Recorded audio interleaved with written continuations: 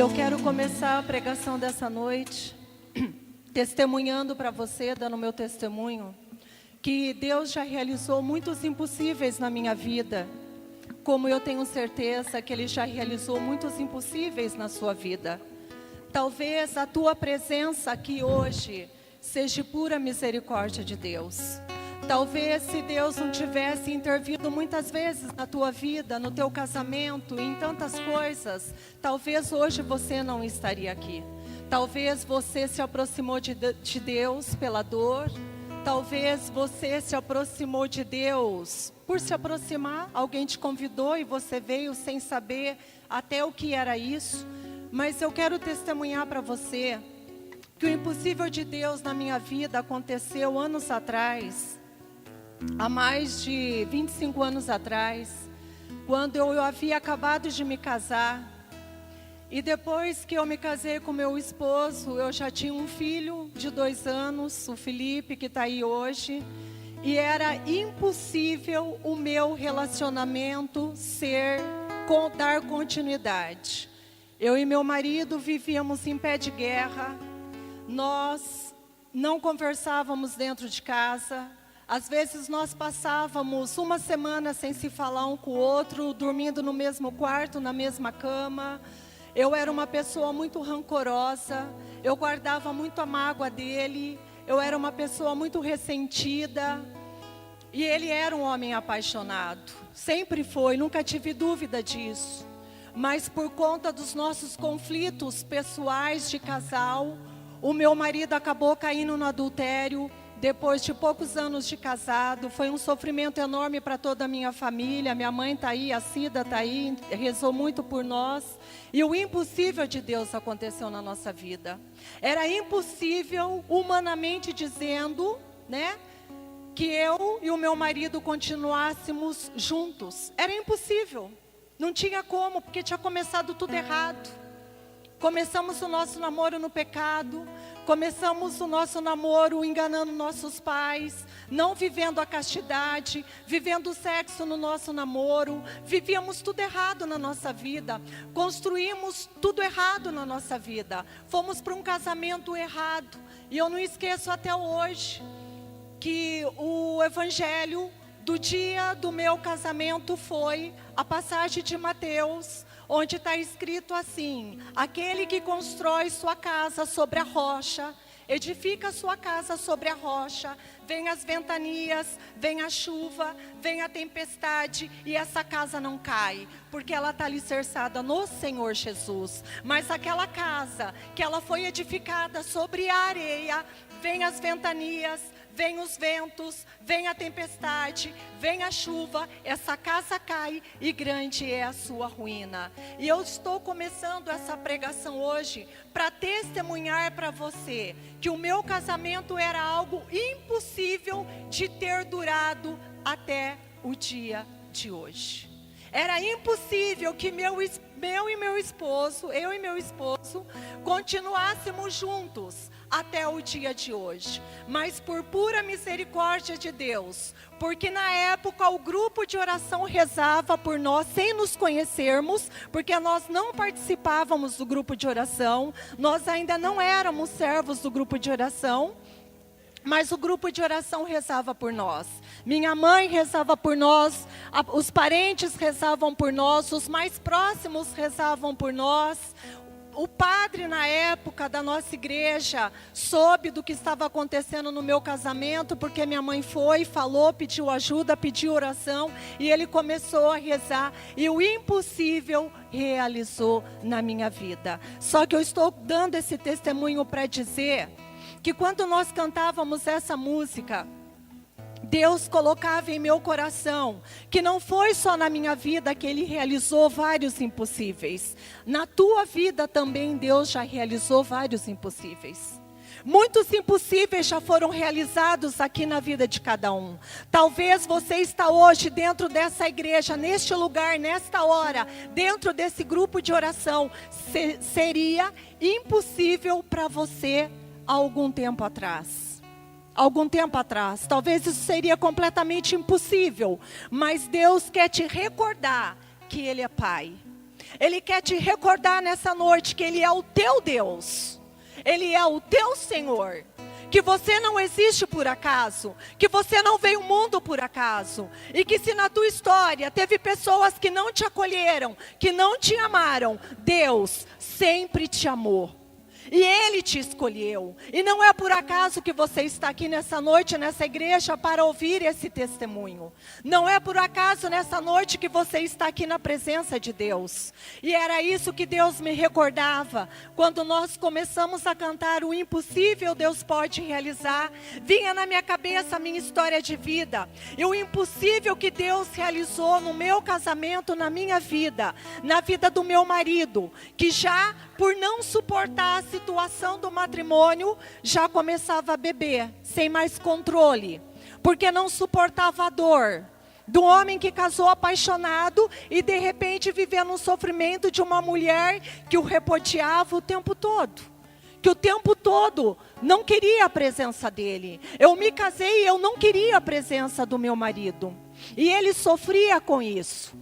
E para ele era uma dor tremenda também essa situação. E ele acabou caindo na tentação, acabou caindo na cilada de alguém, de uma mulher, na convivência dele, chamar a atenção dele. E como a nossa vida dentro de casa era o inferno, nós não nos dávamos bem com uma pessoa aparecendo na frente dele, que era amorosa, que era bonitinha, que era novinha. Ele acabou caindo na tentação e se envolvendo com essa pessoa. Mas para a honra e glória de Jesus, eu quero dizer que o meu casamento foi um dos que Deus interviu e já salvou nessa cidade. Amém? Então eu queria que vocês aplaudissem o milagre de Deus.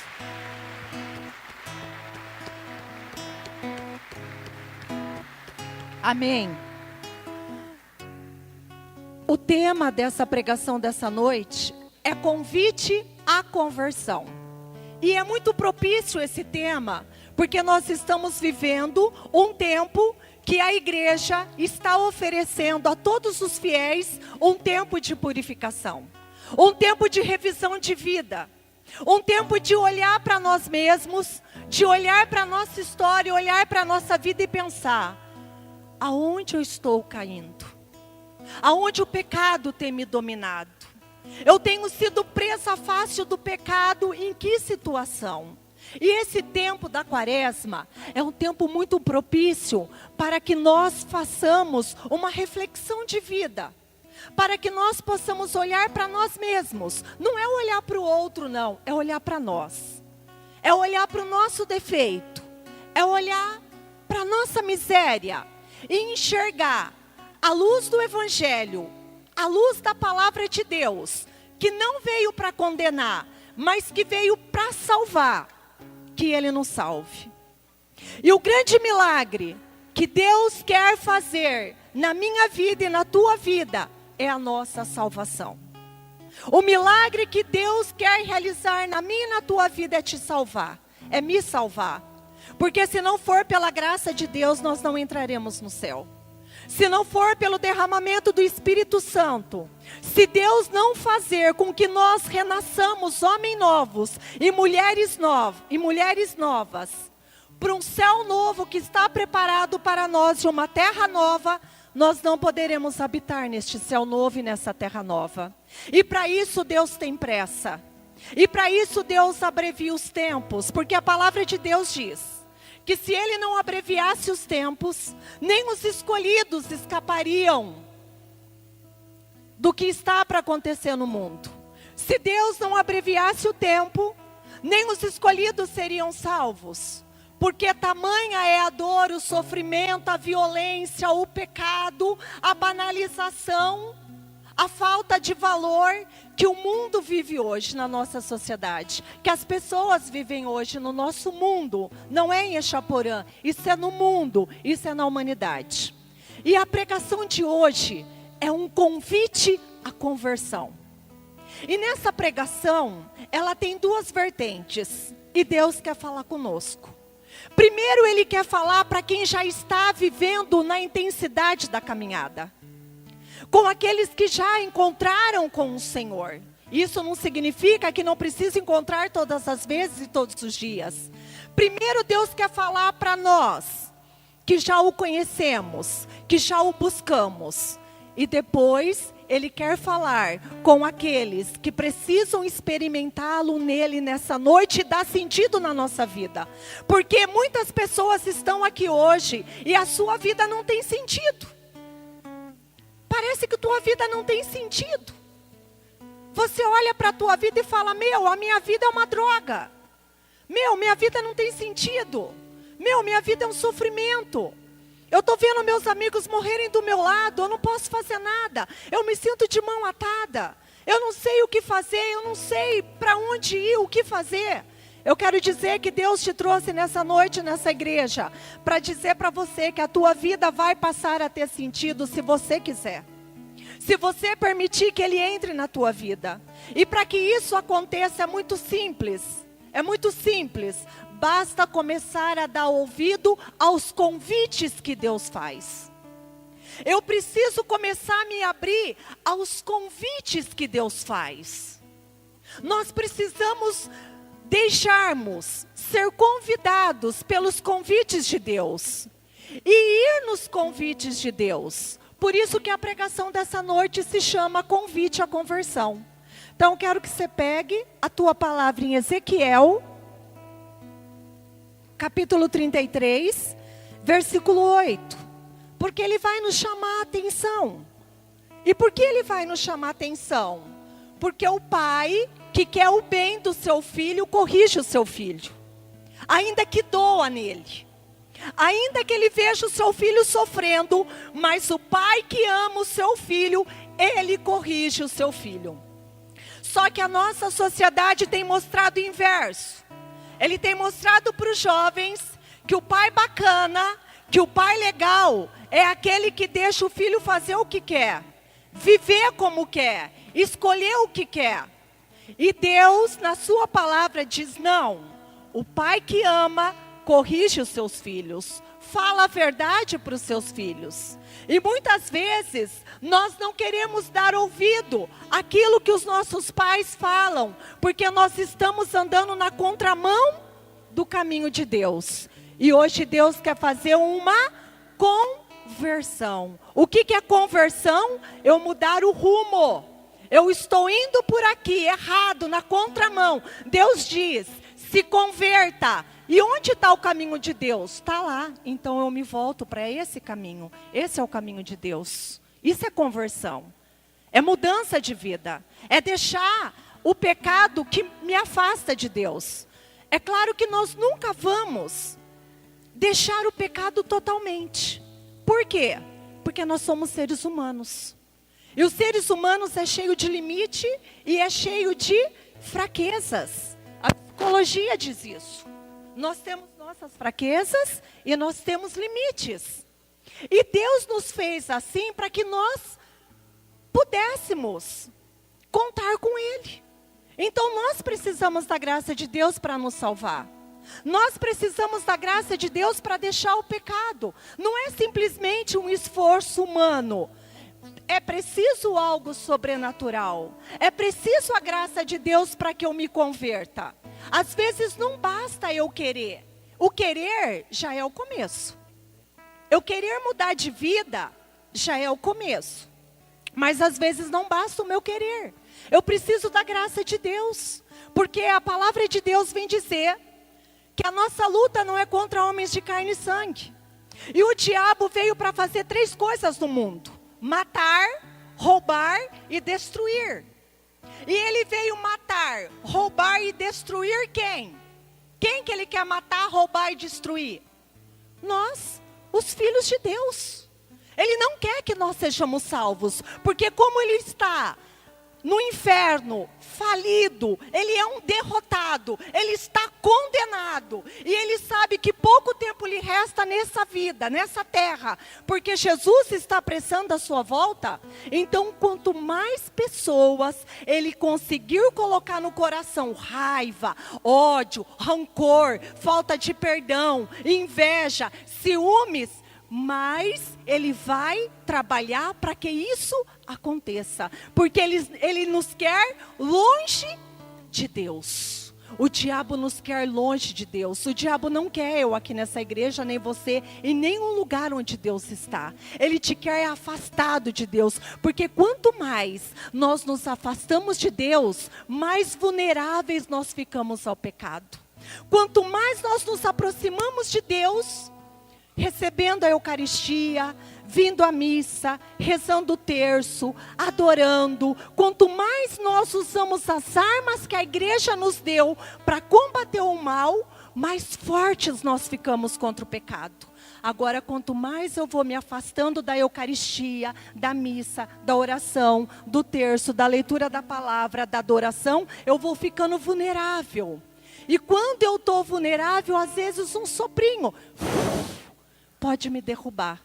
E o diabo espera essas oportunidades. Quando ele percebe a nossa fragilidade, a nossa vulnerabilidade, para que ele comece a dizer para nós: não vale a pena ir atrás de Deus. Não vale a pena ser de Deus. Não vale a pena rezar. Você não precisa rezar, você é jovem. Rezar é para coisa de gente velha. Quantas vezes eu já não ouvi isso?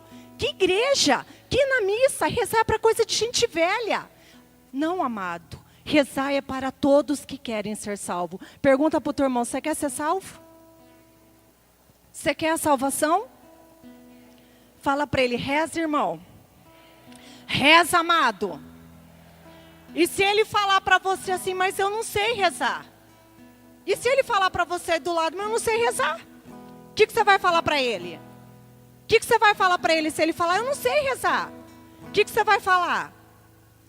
Eu te ensino, eu te ajudo, porque eu também quero te ver no céu. Eu te ajudo, eu te ensino, vem comigo. Eu aprendi um pouquinho, eu sei um pouquinho, eu posso te ajudar. Eu não sei muito não, mas o pouquinho que eu sei eu te ajudo. É isso que Deus quer que nós vivamos em comunidade. Então pega a sua palavra em Ezequiel. Capítulo 33, versículo 8. Amém ou socorro? Capítulo 33, versículo 8. Na Bíblia da Ave Maria, a página é 1116. 1166, isso. Perdão, falei errado. 1166. Ezequiel 33, 8. Vamos ler?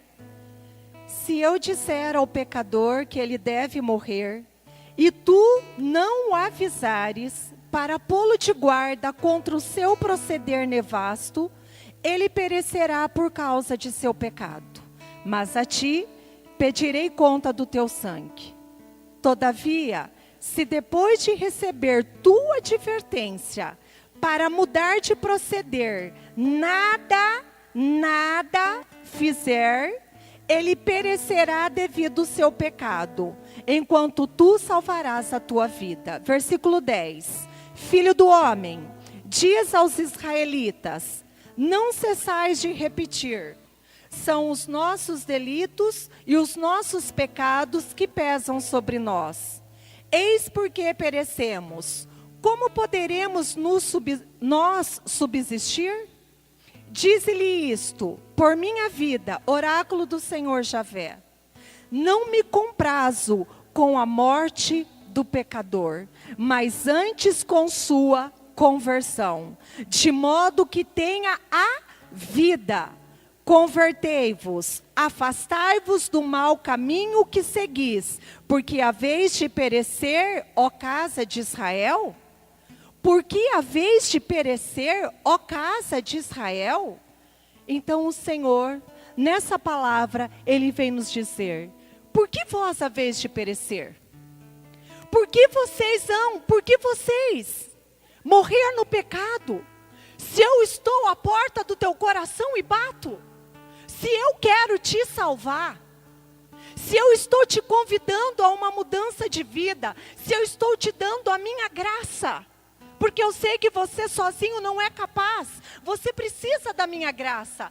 E se eu lhe ofereço essa graça, se eu lhe dou essa graça, se eu sou o teu pai, se eu sou o teu amado, Se eu não medi esforços para te salvar, eu poderia ter desistido, mas eu não desisti.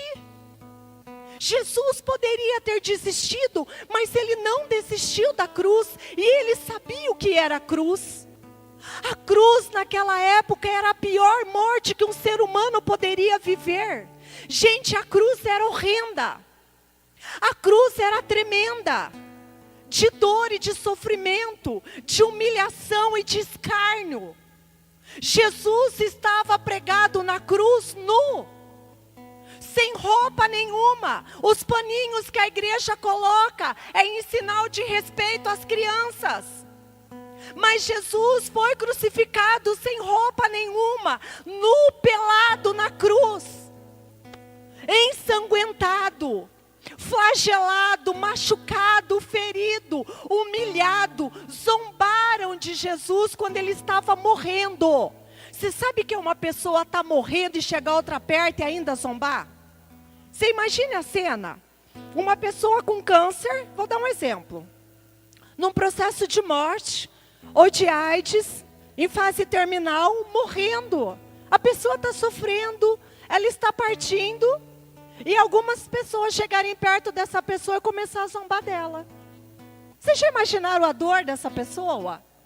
A aflição dessa pessoa?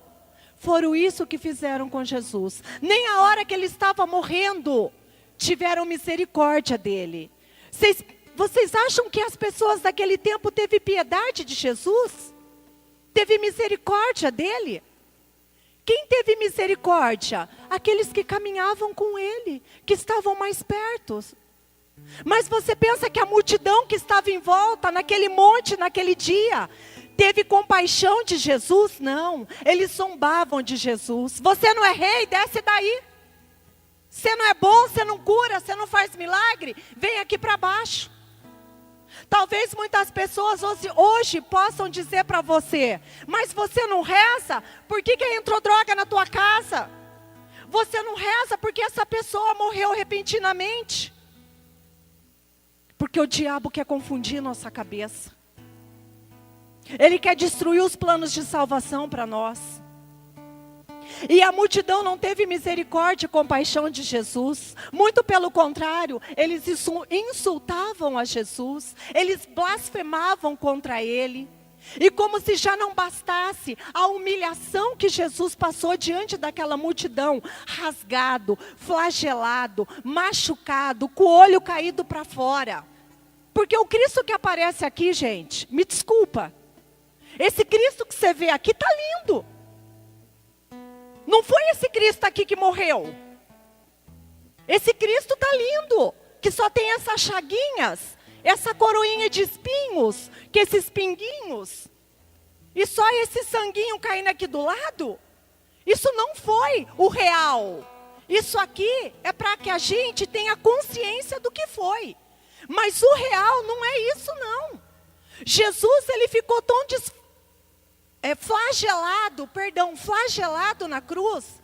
Ele ficou tão irreconhecível. Sabe quando uma pessoa sofre um acidente e você chega na hora e vê o rosto e vê o corpo da pessoa e a pessoa não parece mais que a pessoa está completamente com o rosto desfigurado, transformado. Jesus ficou pior do que isso. Ele ficou completamente assim. As pessoas que olhavam para ele, diz Isaías, que tinham nojo dele. Nojo. Ele ficou como uma coisa nojenta na cruz. As pessoas não suportavam olhar para ele, porque eles tinham nojo de ver ele daquele jeito na cruz, arrebentado, flagelado, nu, sem roupa, humilhado. E ele fez tudo isso porque ele podia ter desistido. Podia ou não podia? Podia, ele era Deus. Quando o diabo chegou lá no deserto, na tentação, que foi o primeiro, se eu não me engano, o primeiro evangelho de domingo agora, quando nós entramos na quaresma, o diabo disse para ele: mas se você me adorar, eu te darei todos os reinos. O diabo disse para ele. E Jesus combateu com a palavra de Deus. E Jesus foi combatendo com a palavra de Deus. O diabo disse para Jesus: desce daqui, cai aí, ó. Você está aqui na montanha, diz a palavra, que o diabo subiu com ele numa grande montanha. E disse para ele: joga-se daqui para baixo, porque Deus disse que nenhum mal vai te acontecer. Olha só a astúcia de Satanás, hein? Que nenhum mal vai te acontecer. Que nenhuma pedra vai te machucar, nem o teu pé vai ser machucado. E Jesus respondeu para ele: não tentarás o Senhor teu Deus. Então Jesus podia ter desistido da cruz, porque ele sabia muito bem o que era a cruz. Mas sabe por que ele não fez isso, amado? Sabe por que ele não fez isso? Por causa de você. Foi por causa de você que ele não desistiu. Foi por causa de você. Foi por causa de você que está me ouvindo nessa noite que ele não desistiu. Ele não desistiu por causa de você. Porque você é importante para ele. Porque você não é qualquer um para ele. Você é amado dele. Você tem valor aos olhos de Deus. Você é valioso e precioso aos olhos de Deus. E foi por você que ele não desistiu. Foi por amor a você. E você pode pensar: mas ele nem sabia que eu existia. Ele nem sabia que um dia existia. Sabia sim, porque ele é Deus. Ele sabia que um dia você viria ao mundo. Porque ele te escolheu. Ele escolheu você para que você viesse a esse mundo. E por que ele quis que você viesse a esse mundo? Para que você o conhecesse, o amasse, o servisse e fosse morar eternamente com ele. Onde? Nos céus. Porque tem um céu novo e uma terra nova preparada para nós. O céu e a terra nova que Deus tem para nós não é esse mundo que os nossos olhos estão vendo, não. Muitas pessoas dizem assim, que inferno não existe. O inferno é aqui. Eu digo para você que o inferno começa aqui. E o céu também começa aqui. Mas nem o inferno e nem o céu é aqui. Mas eles começam aqui. E eles começam aqui de que forma? Pela opção e a escolha que você faz na tua vida. Pelas tuas escolhas, pelas tuas opções, você está escolhendo ou o céu ou o inferno. Então o céu vai começar para mim aqui. E para você também, porque você decidiu escolher o céu.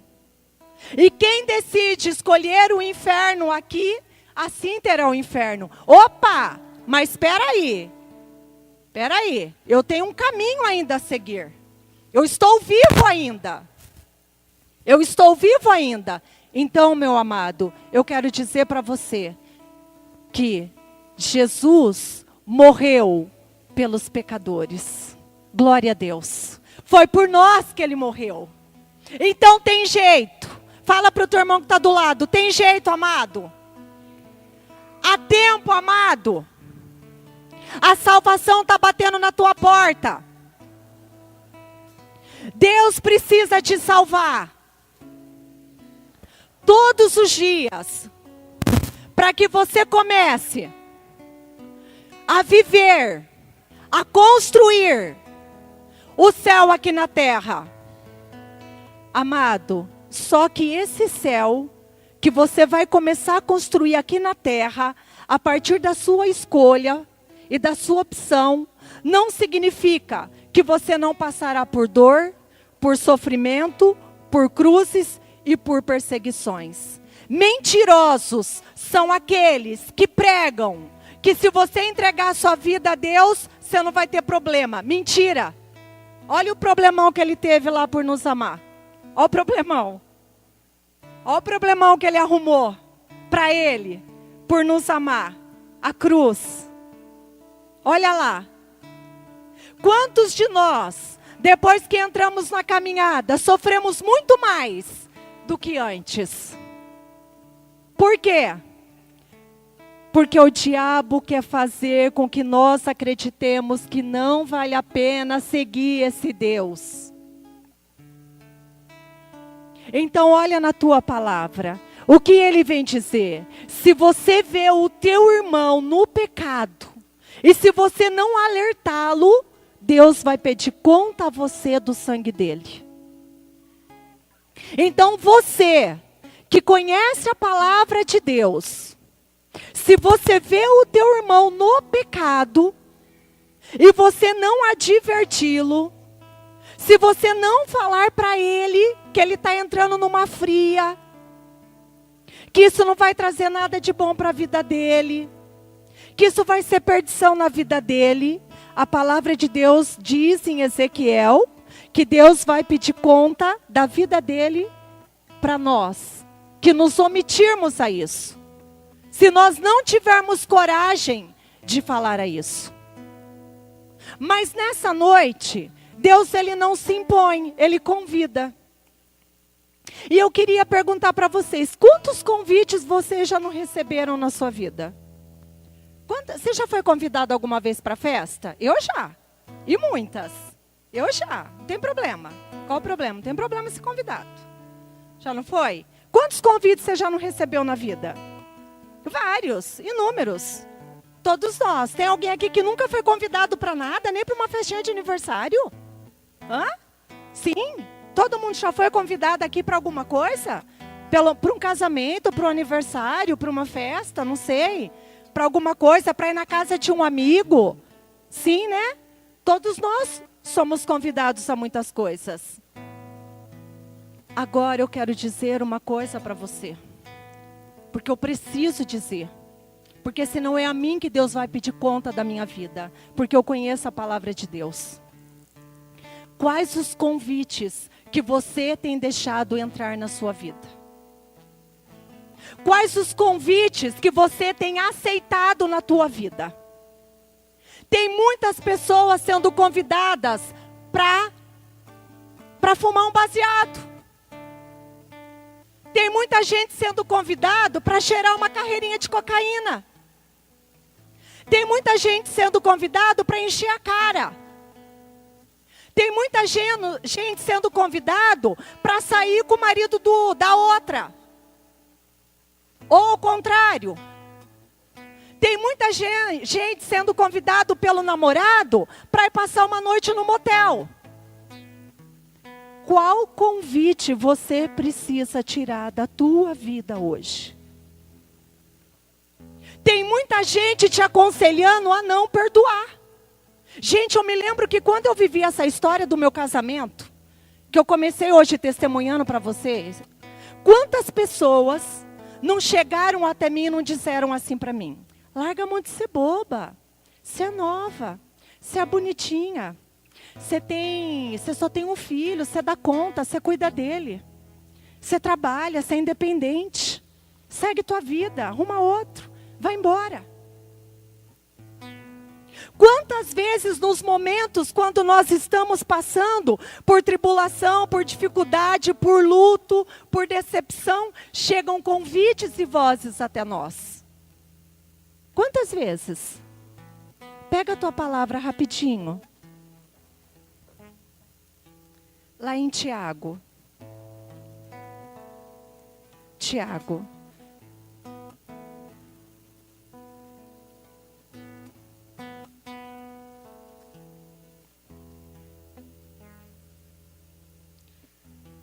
Tiago capítulo 5, versículo 19.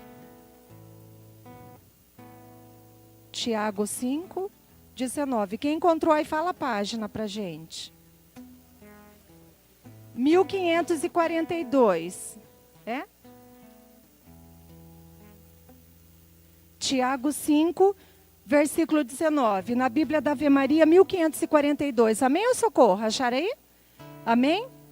Olha o que ele diz. Mas, meus irmãos, se alguém fizer voltar ao bom caminho algum de vós que se afastou para longe da verdade, saiba, aquele que fizer um pecador retroceder do seu erro, salvará a sua alma da morte e fará desaparecer uma multidão de pecados.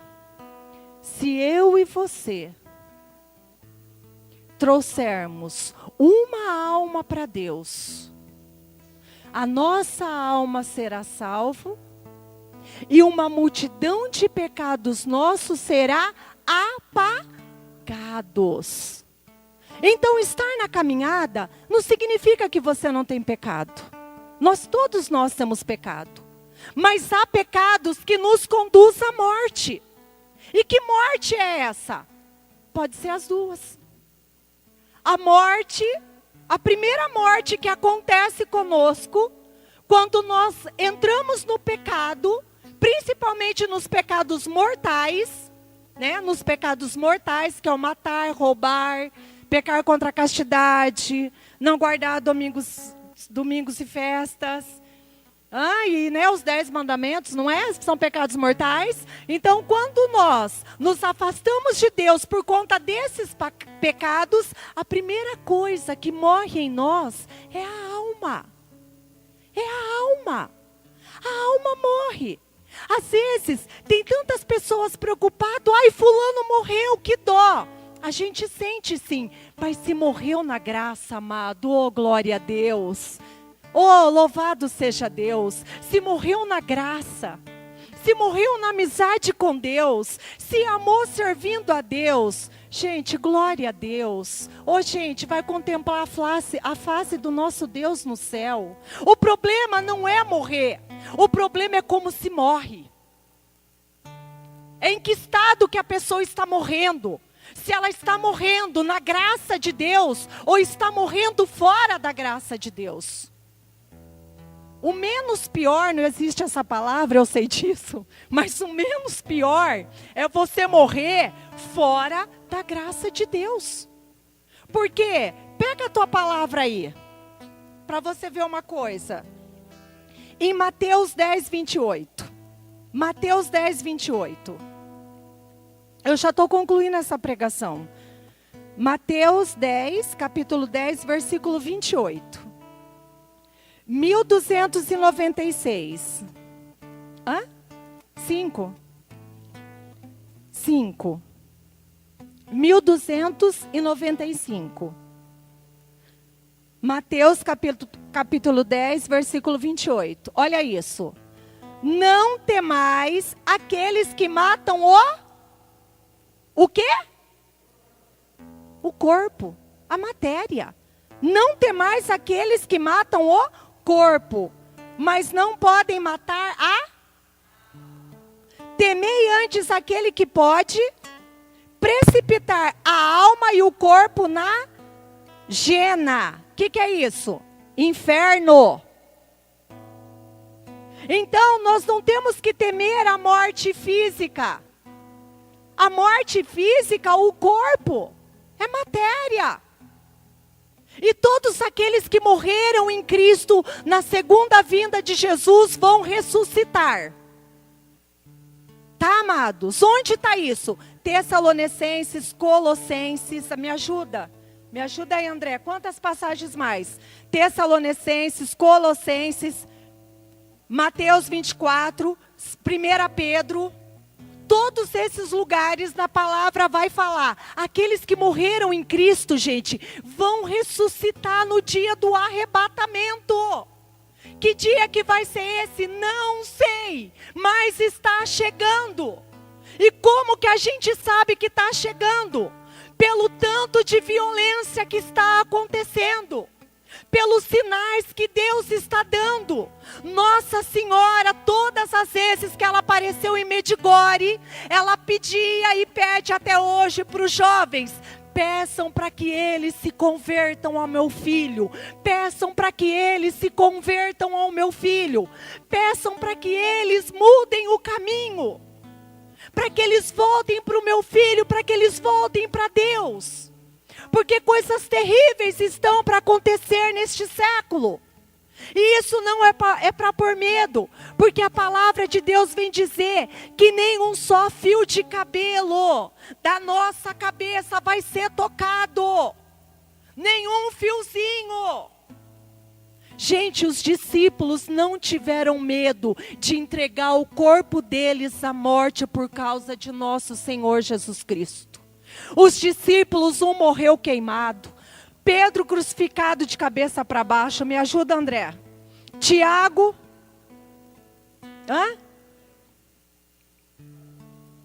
André? André crucificado em X, Pedro com a cruz de cabeça para baixo, Tiago foi jogado num tanque de azeite, fervendo. Eles não tiveram medo de entregar o corpo deles à morte. Por quê? Porque eles sabiam que essa matéria aqui passa. Mas o que eles tinham dentro do coração era um amor ardente por Jesus Cristo. E hoje nós cristãos, nós católicos, temos vergonha de dar testemunho de Jesus aí fora. Nós temos vergonha. Tem jovem que tem vergonha de vir na missa, porque o que o meu colega vai pensar de você? Cara, deixa ele pensar o que ele quiser. Você tem que se preocupar com o que Deus pensa de você, não teu colega. Tem gente que não vem na missa porque tem vergonha dos amigos. Meus amigos não vão, você me vê entrando lá. Vai. Pensa na tua salvação, pensa na tua vida, pensa na eternidade. Nós temos hoje vergonha de testemunhar Jesus Cristo. Gente, nós temos vergonha de andar com a Bíblia. Meu Deus, que absurdo. Católico, cristão. Nós temos vergonha da Bíblia. De vir para a igreja com a Bíblia na mão.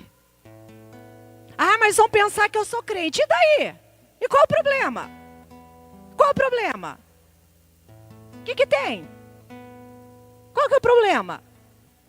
E Jesus está dizendo, aquele que se envergonhar de mim, eu me envergonharei dele diante do meu Pai que está nos céus. E aquele que me testemunhar aqui na terra, eu vou testemunhar a favor dele diante do meu Pai que está no céu.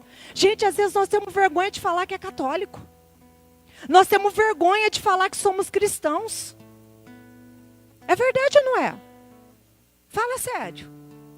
É ou não é? Às vezes, quando alguém começa a ler a Bíblia dentro de casa, sempre levantam e falam assim, está fazendo o quê? Vai ler a Bíblia? Ué, está fumado esse aí. É possível, está fumado. Não é assim? Não é? É ou não é, gente? É verdade, é a nossa realidade. É verdade. Sim, já vi. Como sempre, eu estouro o tempo. Obrigada, Mateus. Então eu quero terminar pegando a palavra com vocês lá em Crônicas. Pega Crônicas. Não sei porque hoje eu passei do tempo. Eu nunca passo. Crônicas.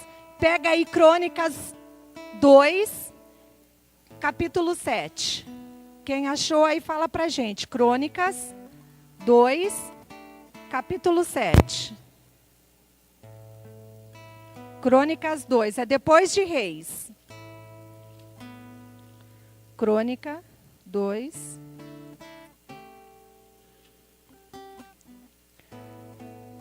(463). Segunda Crônicas, capítulo 7, versículo 14. 463. Amém? Segunda Crônica, capítulo 7, versículo 14. Eu quero encerrar com esse versículo. Se meu povo, sobre o qual foi invocado o meu nome, se humilhar, se procurar minha face para orar, se renunciar ao seu mau procedimento, escutarei do alto dos céus e sanarei sua terra. Agora pega rapidinho, lá em 2 Pedro para a gente encerrar. Lá no final da Bíblia. 2 Pedro, capítulo 3, 9.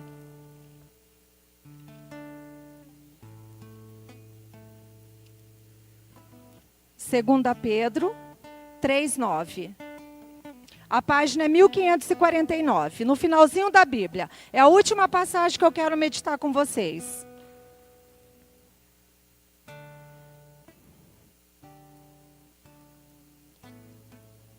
Segunda Pedro 3:9.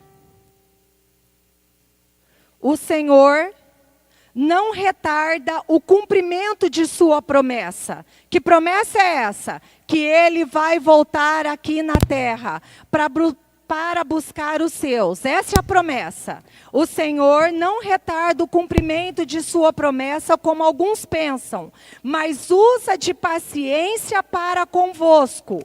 Não quer que alguém pereça. Ao contrário, quer que todos se arrependam. Entretanto, virá o dia do Senhor como ladrão. Naquele dia, os céus passarão com ruído, os elementos abrasados se dissolverão, e será consumida a terra com todas as obras que ela contém. Amados, eu quero dizer para você que Deus tem usado de misericórdia para conosco. Jesus só não voltou ainda na terra, porque tem muitos que estão no caminho da salvação, que precisam encontrar com esse Jesus, porque Jesus quer a salvação deles. E quero terminar pegando um gancho na pregação do Gustavo de domingo aqui na missa. Quem estava aqui quando o Gustavo fez homilia, o seminarista. E ele diz assim: muitas pessoas na quaresma ficam 40 dias sem beber. Fica 40 dias sem comer tal coisa, fica 40 dias sem fazer tal coisa. Só que a hora que acaba a quaresma, que é o tempo de perseverar nisso, aí enche a cara, aí bebe pra caramba. Não adianta ficar 40 dias sem beber, e depois que terminar a quaresma, aí você pega e toma todas. Entendeu? O que adiantou os 40 dias de penitência? A penitência é uma firme decisão que a gente tem que tomar. O que você precisa deixar hoje? Que pecado você precisa deixar hoje? Você precisa se converter em quê? É na língua? É na fofoca? Você precisa se converter em quê? Onde você não está dando conta de ser de Deus? É com o seu namorado? É no namoro? Não está dando para aguentar as pontas, o negócio está rolando, está acontecendo pecado? Reza, pede a graça. É aqui que você tem que fazer a penitência. A penitência tem que ser aqui. Não adianta eu ficar sem tomar açaí 40 dias e depois passar todos os dias do ano tomando 3 açaí de 500, pote de 500 ml. Gente, a nossa conversão... Eu estou falando que eu estou fazendo a penitência do açaí, não é para falar, mas já falei. Mas eu não quero voltar a fazer, tomar as 500 ml de novo. Está sendo um sacrifício, mas tudo bem. Mas não quero voltar depois igual uma louca comendo açaí. Mas a penitência que Deus quer nossa, gente, é de mudança de vida. Cara, estou na droga, quero sair, Senhor, me ajuda. Jesus, eu estou andando com um homem que não é meu. Meu Deus, me ajuda a sair desse pecado. É esse pecado que Deus quer te libertar. Senhor, eu estou andando com mal companhias. Essas pessoas que eu tenho andado só estão me levando para o pecado. Me ajuda, Senhor, a cortar essas amizades que estão me levando para o pecado. É essa conversão que Deus deseja, amém?